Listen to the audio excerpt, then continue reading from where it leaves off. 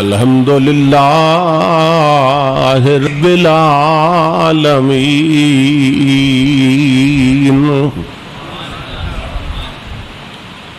خالق السماء والأرضین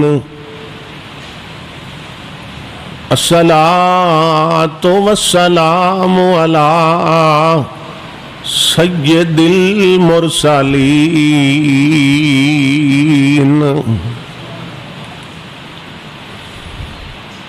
قائد الغر المحجلین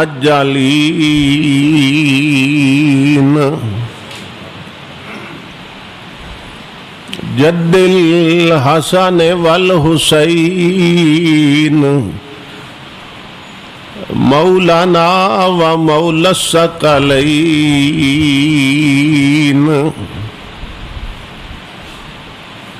سیدنا و نبینا و نجینا و شفیعنا اعلنا و اولانا و مولانا محمد المبعوث رحمت للعالمین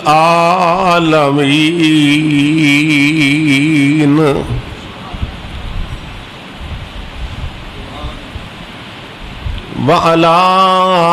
آلہ وأصحابہ الکاملین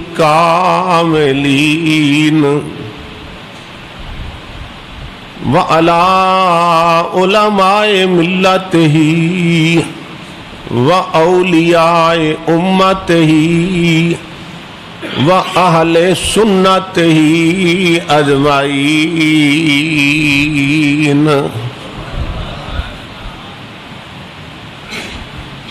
اما بعد فاعوذ باللہ من الشیطان الرجیم بسم اللہ الرحمن الرحیم یا ایہا الذین آمنوا کتب علیکم الصیام کما کتب علی الذین من قبلکم لعلکم تتقون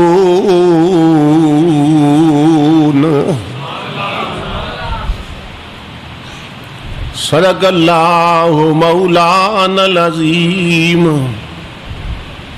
وبلغنا رسولہ النبی الکریم الامین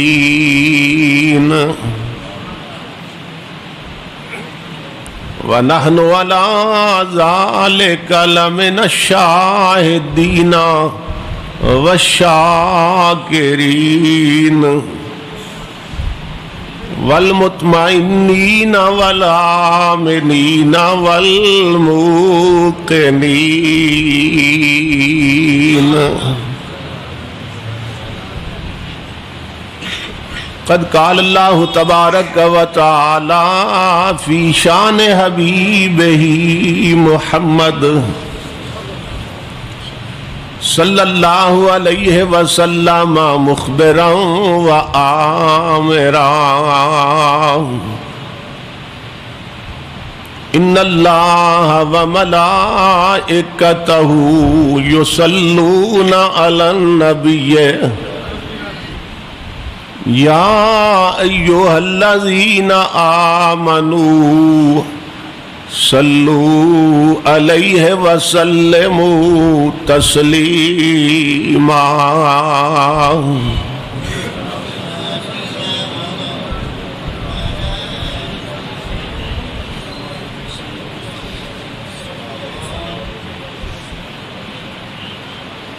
لائق صد احترام معزز حاضرین و سامعین، اللہ رب العزت کا لاکھ لاکھ شکر ہے کہ جس نے اپنی توفیق خاص سے آپ کو اور مجھے زندگی میں ایک بار پھر رمضان شریف کی یہ مبارک ساعتیں عطا فرمائیں اور ان مبارک گھڑیوں میں اپنی پاک بارگاہ میں حاضری کا شرف عطا کیا۔ اس عظیم اعزاز کے حصول پر میں آپ تمام حضرات کی خدمت میں دل کی عطا گہرائیوں سے مبارکباد پیش کرتا ہوں اور دعا کرتا ہوں کہ اللہ پاک ہمیں یہ توفیق عطا کرے کہ ہم اللہ رب العزت کے اس بھیجے ہوئے مہمان کے آداب کے تقاضے صحیح طور پر ٹھیک ٹھیک ادا کر سکیں۔ حضور نبی اکرم صلی اللہ تعالی علیہ وآلہ وسلم کا یہ معمول تھا، رمضان شریف آمد سے ایک دن پہلے ایک مجلس قائم کرتے ہیں، غلاموں کو اکٹھا کرتے ہیں اور اس ماہ مقدس کی عظمت و شان اور فضیلت و مقام کو بیان کرتے ہیں تاکہ لوگ ٹھیک طریقے سے اس کی خیرات و برکات سے مستفید ہو سکیں، کیونکہ یہ وہ مبارک مہینہ ہے کہ جس کا نام اللہ پاک نے قرآن حکیم میں ذکر کیا، اور بعض علماء کہتے ہیں کہ رمضان اللہ رب العزت کا اسم صفت بھی ہے۔ اس کا معنی ہی یہ ہے جلا دینے والا، ختم کر دینے والا، کیونکہ یہ ماہ مقدس گناہگاروں کے گناہ ختم کر دیتا ہے، خطاؤں کو جلا دیتا ہے، اس لیے اسے رمضان کہتے ہیں۔ تو خوش بخت ہیں وہ لوگ جنہیں اللہ پاک نے یہ سعید ساعتیں عطا کی۔ بزرگ فرماتے ہیں کہ جس طرح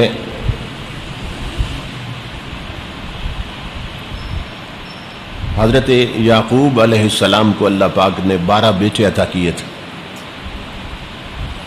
اسی طرح اپنے بندوں کو 12 مہینے عطا کیے ہیں،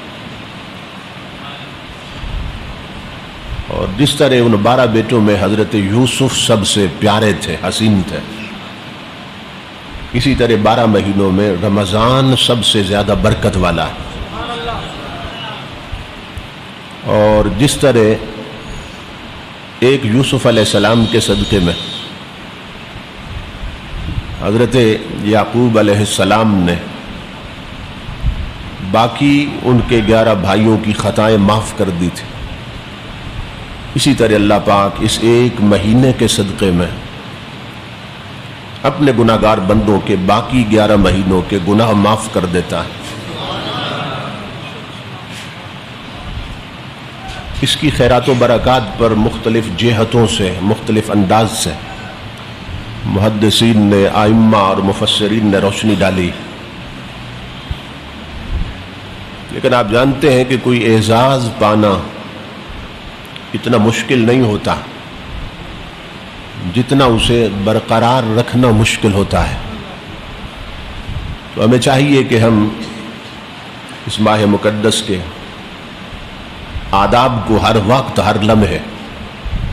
پیش نظر رکھیں اور انہیں پورا کرنے کی کوشش کریں، کیونکہ تفسیروں میں ہے کہ ایک مجوسی نے اس مہینے کے احترام میں اپنے بچے کو تھپڑ مار دیا تھا کہ جو بازار میں اس ماہ مقدس میں مسلمانوں کے سامنے کوئی چیز کھا رہا تھا، تو جب وہ فوت ہوا اسے کسی بزرگ نے دیکھا کہ وہ مجوسی جنت میں پھر رہا ہے۔ اس نے سوال کیا کہ تو کافر تھا، جنت میں کیسے پہنچا؟ اس نے بتایا کہ میں نے رمضان شریف کے احترام میں اپنے بچے کو جو تھپڑ مارا تھا، اسی کے سبب سے اللہ رب العزت نے ملک الموت کو یہ حکم دیا کہ اس کی روح بعد میں قبض کرنا اور اسے کلمہ پہلے پڑھا دینا۔ اس نے رمضان شریف کا احترام کیا تھا۔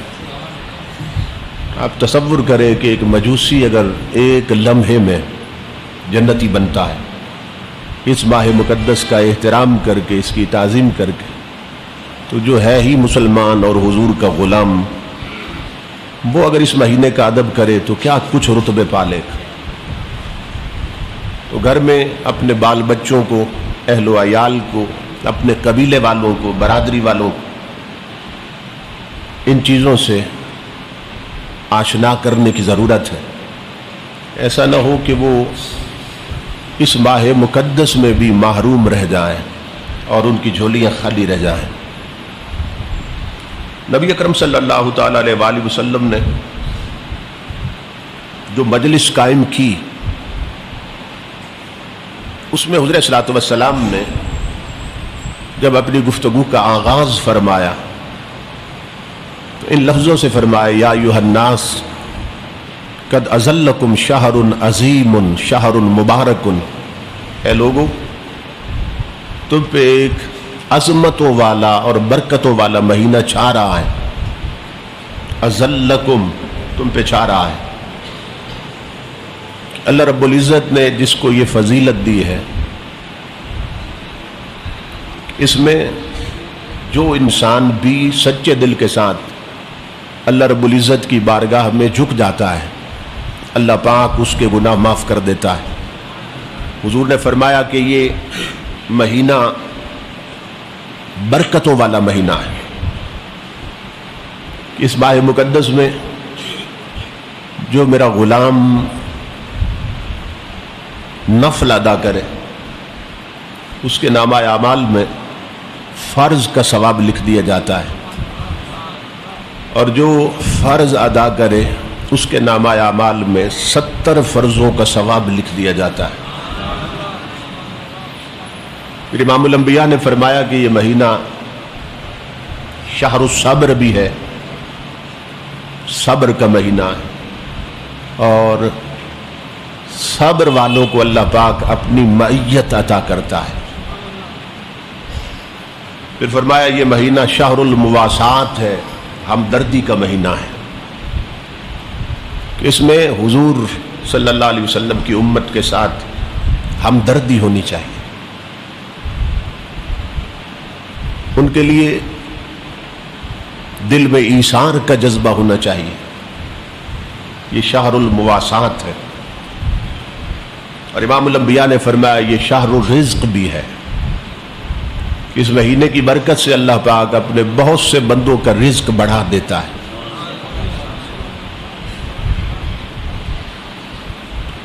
حدیث کی روشنی میں اور قرآن پاک کی روشنی میں اس مہینے کے 4 نام ہیں۔ شہر رمضان، یہ قرآن نے کہا۔ شہر الصبر، یہ حدیث میں حضور نے فرمایا۔ شہر المواسات، ہمدردی کا مہینہ، اور شہر الرزق، بندوں کے رزق میں برکت کا مہینہ، رزق میں زیادتی کا مہینہ۔ اس ماہ مقدس کی برکت سے بندوں کا رزق بڑھ جاتا ہے۔ پھر امام الانبیاء نے فرمایا کہ اس مہینے میں جو آدمی کسی کو روزہ افطار کرا دے، وہ ایک کھجور ہو، دودھ کا ایک گھونٹ ہو، یا پانی کا ایک گھونٹ، تو امام الانبیاء نے فرمایا کہ اللہ رب العزت اسے جنت عطا کرتا ہے۔ آپ اگر احادیث کا مطالعہ کریں تو ہر حدیث میں اللہ رب العزت نے اپنے محبوب کی زبان سے ہمیں آگاہ کیا، اس مہینے میں بخشش ہی بخشش ہے اور رحمت ہی رحمت۔ ایسے لگتا ہے کہ یہ مہینہ بنا ہی گناہ گاروں کے لیے ہے، یعنی ان کی بخشش کے لیے۔ حضرت علی المرتضیٰ رضی اللہ تعالیٰ عنہ فرماتے ہیں اگر اللہ پاک نے اپنے محبوب کی امت کو بخشنا نہ ہوتا، یہ بہت بڑی بات فرماتے ہیں، اگر اللہ نے محبوب کی امت کو بخشنا نہ ہوتا تو اسے سورہ اخلاص یعنی کل شریف اور رمضان کا مہینہ عطا نہ کرتا۔ اب یہ دونوں چیزیں اللہ پاک نے ہمیں عطا کر دی ہیں، کل شریف بھی عطا کیا اور اللہ پاک نے ہمیں رمضان بھی عطا کر دیا۔ تو علی المرتضیٰ کے بقول گویا اللہ پاک نے ہماری بخشش کا فیصلہ کر دیا، رمضان عطا کر کے اور کل شریف عطا کر کے۔ حضور کے ایک صحابی تھے، وہ جب بھی نماز پڑھاتے کوئی سورت پڑھتے مگر اس کے ساتھ کل شریف ضرور پڑھتے تھے۔ اب یہ بات قابل توجہ ہے کہ نہ قرآن میں اللہ نے حکم دیا تھا کہ ہر رکعت میں کل شریف پڑھنا، اور نہ نبی اکرم صلی اللہ تعالی علیہ وآلہ وسلم نے حکم دیا تھا کہ ہر رکعت میں کل شریف پڑھا کرو۔ آج خود اس صحابی نے اپنے آپ کو اس بات کا پابند کر لیا کہ وہ جو بھی رکعت پڑھتے اس میں جو بھی سورت پڑھتے اس کے ساتھ کل شریف ضرور پڑھتے تھے۔ نبی اکرم صلی اللہ تعالی علیہ وآلہ وسلم کی بارگاہ میں شکایت کی گئی کہ یا رسول اللہ صلی اللہ علیہ وسلم، یہ ہر رکعت میں کل شریف ضرور پڑھتے ہیں۔ تو امام الانبیاء نے فرمایا، میرے غلام اس کا کیا سبب ہے کہ تو ہر رکعت میں کل شریف پڑھتا ہے؟ عرض کی یا رسول اللہ صلی اللہ علیہ وسلم، آقا مجھے یہ پیاری لگتی ہے، یہ مجھے پیاری لگتی ہے، اس میں میرے رب کی حمد ہے، اس کی صفات بیان کی گئی ہیں، یہ مجھے پیاری لگتی ہے۔ توجہ طلب بات ہے کہ قرآن میں بھی حکم نہیں تھا، نبی اکرم نے بھی حکم نہیں دیا تھا صلی اللہ علیہ وسلم، تو حضور فرما دیتے میرے صحابی یہ بدعت ہے اور ہر بدعت حرام ہوتی ہے، نہ قرآن میں حکم تھا نہ میں نے حکم دیا، تو یہ از خود تو نے اپنے آپ کو پابند کر لیا کہ ہر نماز میں تم کل شریف پڑھتے ہو ہر رکعت میں، تو یہ تو بدعت ہے اور ہر بدعت حرام ہوتی ہے۔ تو چاہیے تو یہ تھا نا، لیکن نبی اکرم صلی اللہ تعالی علیہ وآلہ وسلم نے اسے کیا جواب دیا؟ فرمایا حبو کا ایہا ادخلک الجنہ، فرمایا سن اللہ کی عزت کی قسم، اس کی محبت ہی تجھے جنت لے جائے گی۔